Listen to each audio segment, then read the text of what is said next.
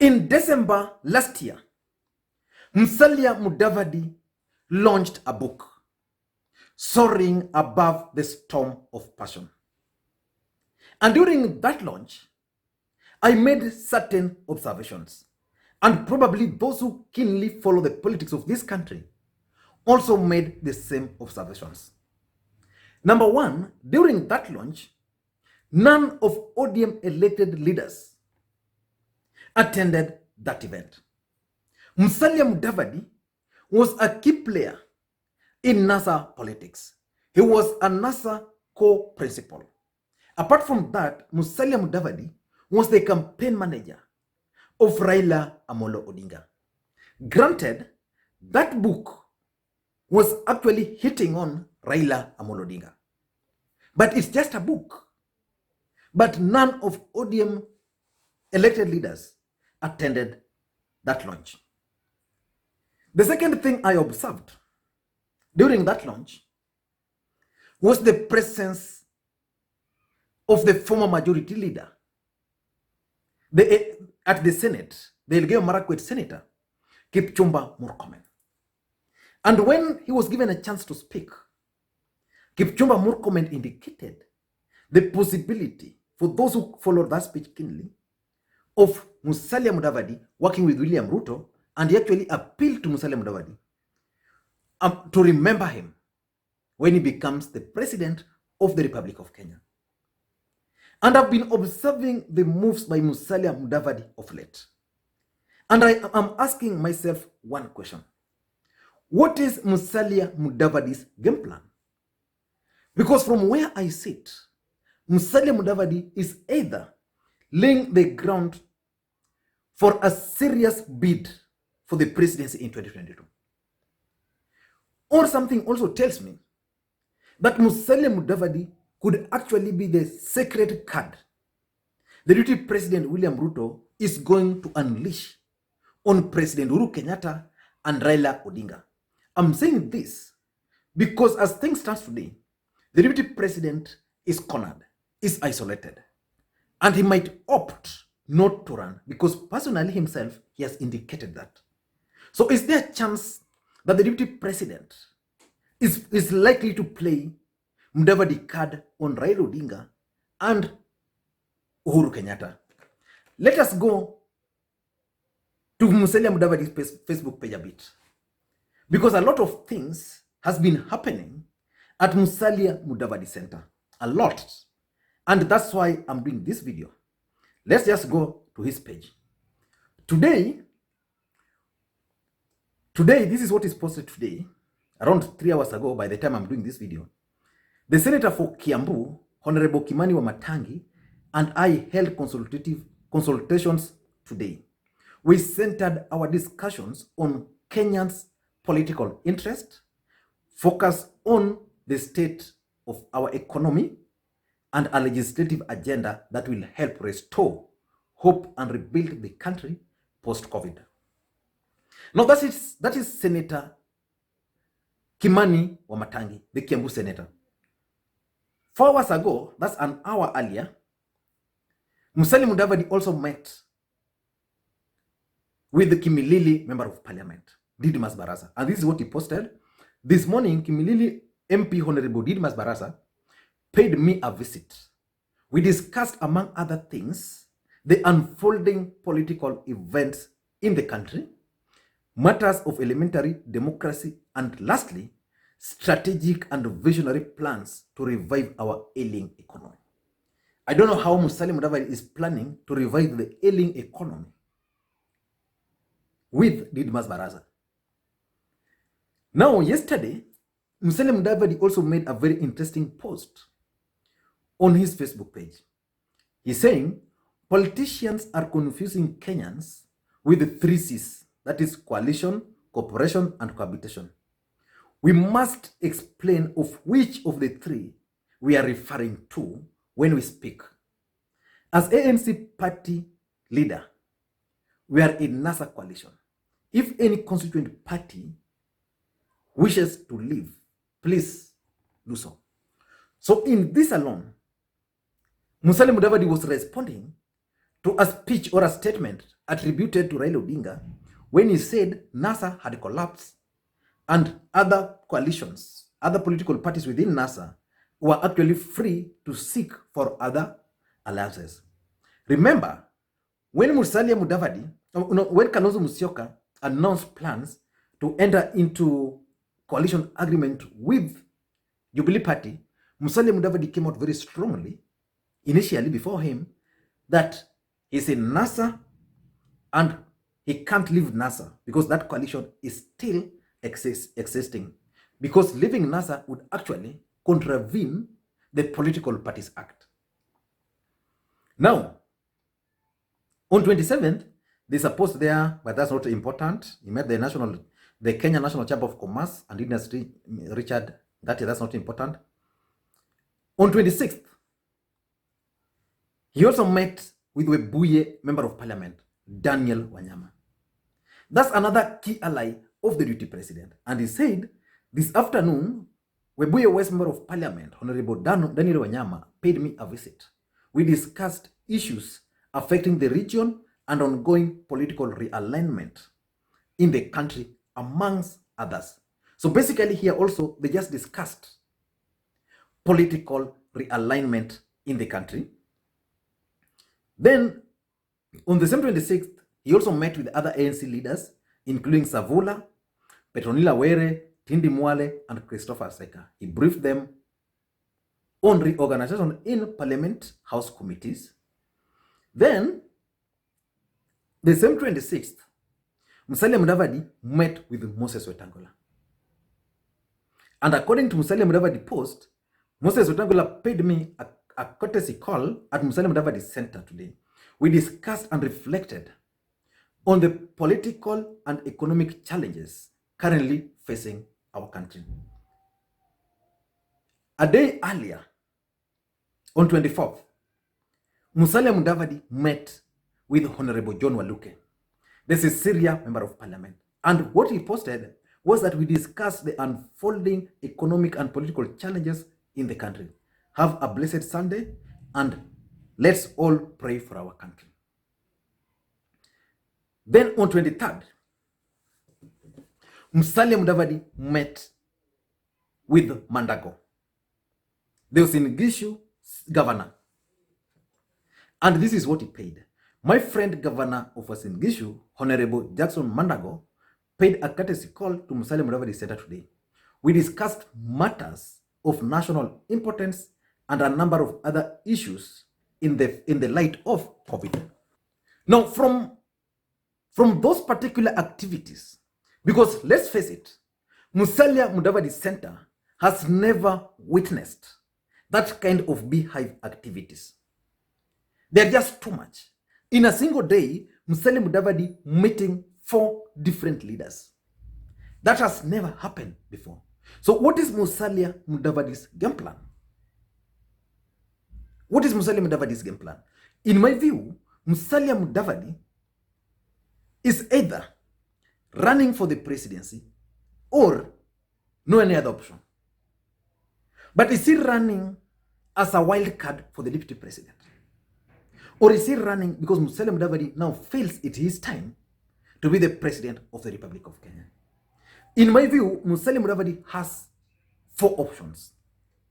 And that's why I'm convinced that the option of working as a wildcard for Ruto is the best. The first option for Musalia Mudavadi, which I think is what is working on or towards, because all these Tanga guys meeting Musalia Mudavadi, they are meeting Musalia Mudavadi for 2 reasons. Either they want Musalia Mudavadi to work with Ruto, or the other side is too hot. Now they are coming this side. If the other side is hot, you have to come this side. So probably these guys have realized that Pale, the other side, where they were, is too hot. The DP might not see the presidency. So now they've started leaning towards Musalia Mudavadi. But Musalia Mudavadi has 4 options. The first option, which I think is what is likely to happen, is that the deputy president might decide to support Musalia Mudavadi for the presidency. Let's face it, William Ruto is currently under siege. President Uhuru Kenyatta has abandoned him. He's facing a lot of challenges. His bid is being weakened every single day. The system has decided to stop him. That's the reality. So the deputy president, in my view, has a wild card for these guys. So he's telling President Uhuru Kenyatta and Raila Odinga that, okay, I'm not going to run, but I'm going to support Musalia Mudavadi.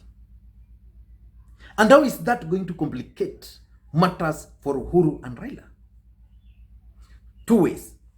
The first one is that Musalia Mudavadi and William Ruto, that combination, has numbers. Politics is about perception. And because if in that situation, Ruto is not going to run, but is going to ensure that Uhuru and Raila are defeated. So he's going to put all his resources, his energy on this bid. So if Musalia Mudavadi and Ruto, if Ruto is going to support Musalia Mudavadi in 2022, then that numbers is going to be there. So it's going to consolidate Western Kenya. If today the DP is going to decide that my preferred candidate, I'm not going to run, I'm going to support Musalia Mudavadi, rest assured, lawyers are likely to rally behind Musalia Mudavadi. The entire Kalenjin nation are going to be disappointed with President Uhuru Kenyatta, and they are going to protest in large numbers by turning out and voting for Musalia Mudavadi. What about Kikuyus? If Raila Odinga is going to run and Musalia Mudavadi is running, I've always maintained on this platform that Central Kenya don't love Ruto. They hate Raila. Because it has taken over 20 years when these guys are being told that Raila Odinga is mad. I mean, it's a bad man. Raila Odinga is a devil. It's just like the Palestinians and Israelis. When a Palestinian child is born, is told Israel are bad people. The same way the Israelis are told Palestinians are bad people. So that's exactly what has happened in Central. So they believe Raila Odinga is bad. If you take, for example, how many people are going to vote in 2022? Most of them are people who are born in which year? In 2022. Most of them were born in which year? So they are going to come with those numbers. The Kikuyus likely to vote for Musalia Mudavadi. Those who are supporting Ruto, and even those who now will feel comfortable, they were not for Ruto, but now they have a choice also. So that numbers, the perception of numbers is going to be there. Number two, William Ruto can use Musalia Mudavadi as a stopgap measure. And this is only assuming that the elections in this country is going to be free and fair, which has never happened before. We've never had a free and fair election. So the DP can decide, okay, I'm not going to run. I'm going to support Musalia Mudavadi. Then what will happen?